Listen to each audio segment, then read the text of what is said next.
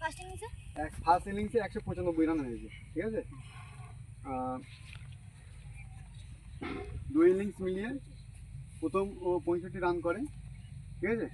ওর অনবদ্য ইনিংসে টিম ভালো একটা জায়গায় দাঁড়ায়। আর হচ্ছে গিয়ে গৌড় করে 42, ঠিক আছে। ও টোটাল করেছে 97 রান, ক্লিয়ার। তারপরে সারফারাজ বল করেছে 4 উইকেট। সাকিব ভালো বল করেছে, অনেক ভালো বল করেছে। আর উইকেট কিপিংই করেছে কোথায়, কৃতিশ কোথায় দেখাই যাচ্ছে না। কৃতিশ ভালো করেছে উইকেট কিপিংয়ে, মেয়েটি ভালো বল করেছে। আর তোর নাম কি, নীলাই সরকার। এখানে অনেক ছেলেই কিন্তু চেঞ্জ করে যে আমি পাচ্ছি না, উঠে যাচ্ছি। ও কিন্তু একবার আমাকে বলিনি যে আমি চেঞ্জ করো, তাও আমি একবার ওকে চেঞ্জ করিয়েছি, ও বলিনি।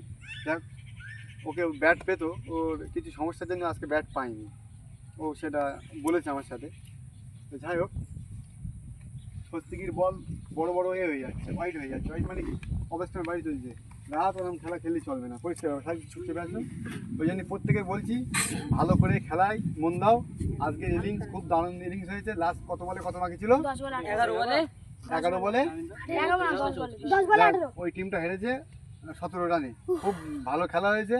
আর নেটের মধ্যে কিন্তু বোঝা যায় না যে কোনটা 6 কোনটা 4, ঠিক আছে। এমনি আন্দাজ করা যায়, কিন্তু ম্যাচে সেটা কিন্তু বোঝা যায়। ম্যাচ খেলতে হবে বেশি বেশি, ওই জন্য সবাই বেশি বেশি ম্যাচে অংশগ্রহণ করো, ঠিক আছে। আজকে দুরন্ত পারফরমেন্স জন্য আমি আমার তরফ থেকে, তোর নাম কি, তৌফিককে বলটা গিফট করলাম। সবাই একটু এগিয়ে ক্লাব করো, ঠিক আছে।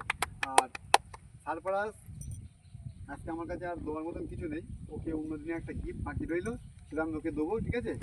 ও রান করেছিস কত, 97।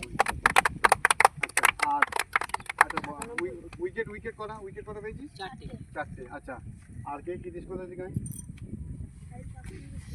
ভালো ভালো উইকেট কিপিং করেছে মাঠের মধ্যে, স্লেজিংও হয়েছে, ঠিক আছে। খুব ভালোই করেছে। তোর নাম কি, এও ভালো করেছে। অনেক কোথায়, অনেকও ভালো বল করেছে। ক্যাপ্টেন্সি ভালো হয়েছে। সাকিবের ক্যাপ্টেন্সি চলবে না। সাকিব কোথায় দিকে, সামনে পিছিয়ে, সাকিবের ক্যাপ্টেন্সি চলবেই না, ওরা সোলো ক্যাপ্টেন হলে হবে না, ঠিক আছে।